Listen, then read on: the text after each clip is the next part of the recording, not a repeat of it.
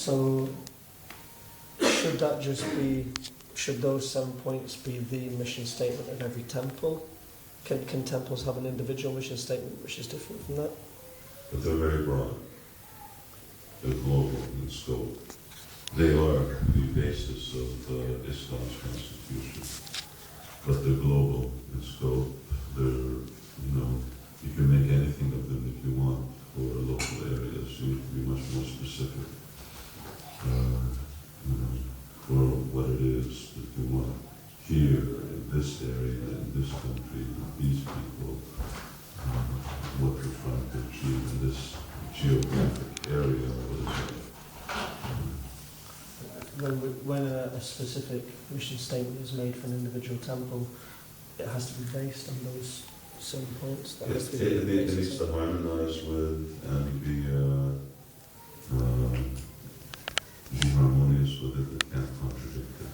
You can't come up with some very basic fundamental things that go against the I don't have this great construction of the temple in life, or I'm going to sell someone else, not to sell Prabhupada's books, I'm going to sell someone else's books, or we don't distribute literature.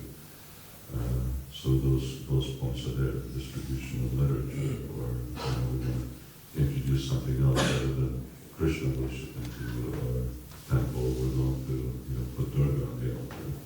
Whereas Prabhupada says, only consciousness of Krishna. So it can't contravene those overall criteria.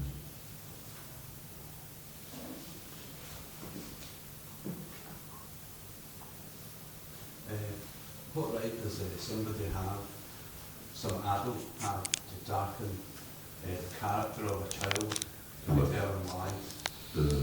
Pardon?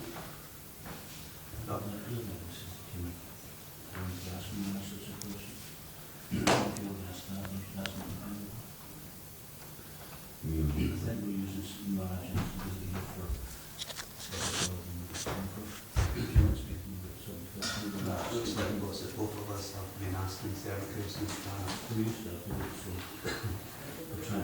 He's at the top of the partner. No, I'm agree, yes. You should know better.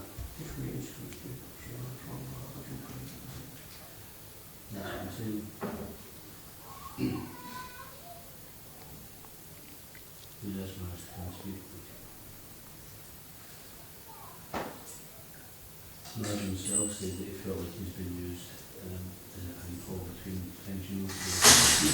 He was recognised to do something that he couldn't speak to do, and it was to feel uncomfortable. Stick to whatever. Let's talk about community. Community development or concept of community. Which interestingly enough has also no fixed definition. When everyone talks about community, it has a lot of different ideas about what it is, which is also part of the whole development of Krishna consciousness. For instance, talk about it in London, talk about it in Hungary, talk about it in Scotland, talk about it in India, talk about community. There's some common things to it, but the concepts are sometimes very, very different. So this one thing that we should draw into when we're talking about community is Varnashram. Because it's not a phrase that Srila Prabhupada uses, community. Prabhupada usually uses this term Varnashram, and it says that this is actually a social development. So when we talk about community, we're talking about social development, and we sort of get caught into this term community, which usually refers to a smaller body of individuals that have sort of some common ideas, but you can't really put your finger on it just exactly what it is. Prabhupada Prabhupada's concept of social development was in terms of varnashram, which is also not a very easy thing because varnashram really means a state. So when we talk about varnashram, it was the government, it was how you structure society, all of society. When we're talking about International Society for Krishna Consciousness, Prabhupada's idea was that we would be talking about, maybe the world would become Krishna conscious, but it was actually a religious organization, a religious community. When we talk about a social community, it goes a little broader than just believers or followers. When you're talking about people's whole lifestyles being governed by certain values, not just coming on Sunday to the temple, and that here are some believers, a group of believers, but we're actually talking about affecting people's lifestyle, gurukula, and education, and dance, and music, and the food that you eat, and everything else becomes influenced by. So, and it was more than just, Prabhupada said, it's not just a religion, it's not just a religious community. On the other hand, we're not a state. We want to establish varnashram, but we're not a state. If we were a state, we had no problem establishing varnashram, because then you have a police force, you have an army, you have might. You can't be a state without might. That's also one of the problems of having a community or a society, because a society is run, we call them kshatriyas, they call them politicians and so on, but without it you have chaos. And you want to have priests become policemen, you're really asking for trouble. It's a really unpalatable thing to do. What to speak of, and sannyasis and gurus, they become like the, chief bouncers of the society.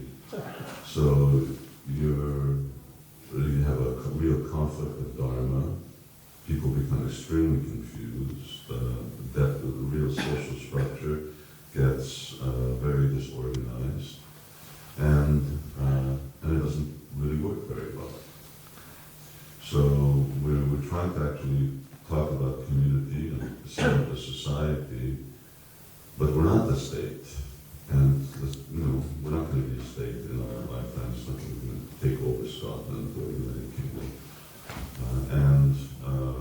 We're not a state, neither do we have state funding, neither do we have actually that type of legal authority. But we need to define, when we talk again about rights and obligations, we need to define within at least an ecclesiastical social structure, circle, some types of rights and obligations that's equivalent to a state within a state. And that those who want to be member of that, they buy into it.